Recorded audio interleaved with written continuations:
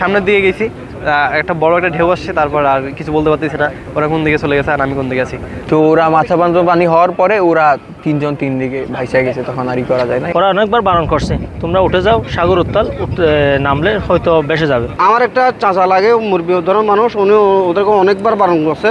আমরা এখানে আছি 5:30টার দিকে, আমরা ঘুম থেকে উঠে আমরা এখানে আসি হাঁটাহাঁটি করার জন্য।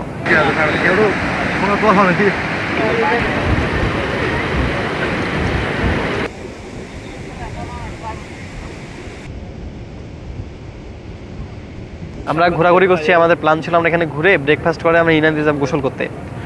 তো তার আগেই হচ্ছে যে আমাদের কোনো প্ল্যান ছিল না এখানে নামার, আমরা শুধু ছবি তুলতে আসছিলাম আর এমনিতে দেখতেছিলাম তো সকালটা এখানে কেমন হয়। তো আমরা এখানে বসে আছি, ছবি টবি তুলতেছি, হঠাৎ করে খুব আর কি বৃষ্টি আসছে, অনেক জোরে বৃষ্টি আসছিল। আমি একটু অসুস্থ ছিলাম, সেজন্য আমি একটু উপরে উঠছি। উপরে ওঠার সময় আমি ওদেরকে বলে আসি যে আমি উপরে আসি, তোরা তাড়াতাড়ি ছবি তুলে আয়, না হলে বৃষ্টি আসলে সমস্যা পড়ে, আবার তুই তো সাধারণত কেউ জানিস না। কথা ঠিক আছে বন্ধু, আসতেছি। তারপরে আমার বন্ধু যে এখন আছে আমার সাথে দেওয়ান, ওই আমার পিছনে পিছনে আসছে।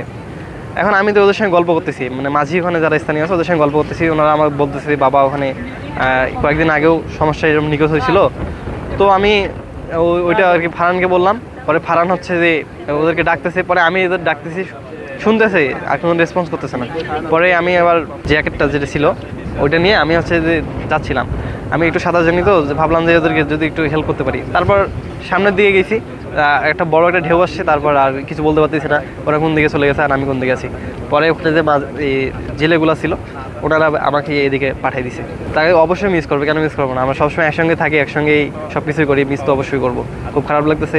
আপনার ফার্স্টে ছিল বুক পানি, তারপরে ওরা ব্যাক মানে আমাদের কথা শুই না, ব্যাক করার সময় দেখি যে ওদের মাথা পর্যন্ত পানি হয়ে গেছে। তো ওরা মাথা পর্যন্ত পানি হওয়ার পরে ওরা তিনজন তিন দিকে ভাইসা গেছে, তখন আর করা যায় না। পরে স্থানীয় কয়েকজন নাইমা চেষ্টা করার ট্রাই করলো, তো তারাও নামতে ভয় পাইছে। পরে এদিকে স্থানীয় অনেকে আসার পরে এই একটা লাশ হচ্ছে আপনার এদিকে ভাইসা এদিকে আসছে, আর দুইজন নিখোঁজ আছে। প্রশাসনের পক্ষ থেকে কোনো ধরনের নিষেধ না থাকার কারণে ওরা মানে কোনো ধরনের কিছু তোয়াক্কা করে না।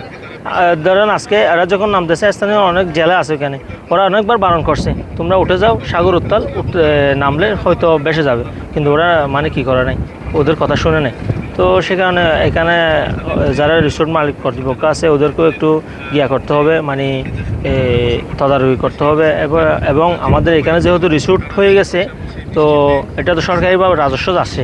তো আমাদের দাবি হচ্ছে এখানে কিছু বীজ কর্মী এবং যদি কেউ পর্যটক বেসে যায় এরকম দেখা যায়, সরাসরি মানে তাদেরকে উদ্ধার করার মতো কোনো একটু যন্ত্রপাতি এখানে যদি কি রাখা হয় তাহলে ওটা ভালো হবে বলে আমি মনে করি। আমার একটা চাচা লাগে মুরব্বী ধরনের মানুষ, উনি ওদেরকে অনেকবার বারণ করছে ওদিকে যেও না, 2-1 দিন আগে একটা দুর্ঘটনা হয়েছে, ওখান থেকে তাড়াতাড়ি চলে আসো। এরা কিন্তু একটা ইশারা দেয় নাই, সারা দেয় না দেওয়ার পর মুরব্বীটা চলে আসে। এরপর পানি যখন উপর হয়ে গেছে এরা মনে করে পাশ থেকে একটু কাছে হবে, তখন এই দোনার মাধ্যমে নামতে ওরা ডুবে গেছে। তো আমি যখন 6:30টার দিকে আমি রেস্টে গেছি, একটু পরে দেখছি আমাদের রেস্টটা বলতেছে আমাদের 5 জন গেস্টের মধ্যে একজন নাকি ডুবে গেছে। তখন আমরা সবাই দৌড়ে আসছি, তখন বৃষ্টি হচ্ছিল আর কি। দৌড়ে এসে দেখি এখানে একজনের লাশ ভেসে উঠছে, ওনার নাম হচ্ছে শাবাব। তো উনি আর কি মূলত যে লাইফ জ্যাকেট এবং বয়ানি আসছিল। তো ওনার সাথে 2জন আছে জীবিত, যে 2জন ওনার নাকি বিচে একদমই নামে নাই, ওই বাকি 2জন নাকি ওনার সাথে নেমে গেছিলো, কিন্তু ওনারা মানে বেসে গেছে, ওনাদের পাওয়া যায় না। ওই একজন লাস্টটা ওই যে এখানকার যারা জেলারা আছে তারা উদ্ধার করছে ওনাকে। তো তারা হচ্ছে সকাল একেবারে ভোরে 5:30 থেকে 6টা ওই সময়টাতে এখানে সাঁতার কাটতে নামে। তো তারা হচ্ছে যে এটা ক্যানালে পড়ে যায়, যে এখানে আমরা খাল দেখতে পাচ্ছি, খালে। তো এর মধ্যে আমরা 5 জন ছিল, 5 জনের মধ্যে 2জনকে জীবিত উদ্ধার করা হয়, একজন হচ্ছে যে মৃত উদ্ধার করা হয়, আর 2জন হচ্ছে এখনও নিখোঁজ আছে। আমাদের ফায়ার সার্ভিসের টিম, টুরিস্ট পুলিশ এবং জেটস্কি আসছে, লাইফগার্ডের সদস্যরা, তারা হচ্ছে যে তৎপর আছে। এখানে আসলে সমুদ্রে যদি কোনো লোক নিখোঁজ হয়ে যায়, এখন তো আসলে অনেক সময় হয়ে গেছে, বেঁচে থাকার সম্ভাবনা খুবই কম, বাট তারা আবার ভেসে আসে। পাশাপাশি আমরা খোঁজাখুঁজি করতে যে কোথাও পাওয়া যায় কিনা আমাদের লোকজন। এখানে বাইরে কি খোঁজাখুঁজি করবেন? আমাদের লোকজনের সামনে দেখেন, সামনে আমাদের লোকজন আছে, ওরা দেখতেছি আসলে সমুদ্রের মধ্যে করার জন্য। দেখেন যে সমুদ্রে আমাদের যে ডুবুরি টিম আছে, স্যার আমাদের রিভার্সে ডুবুরি করি, আমাদের সমুদ্রের মধ্যে ডুবুরির টিম আমাদের এখানে, কোস্টগার্ডের টিম আছে এবং পুলিশের টিম এখানে আছে কাজ করছে।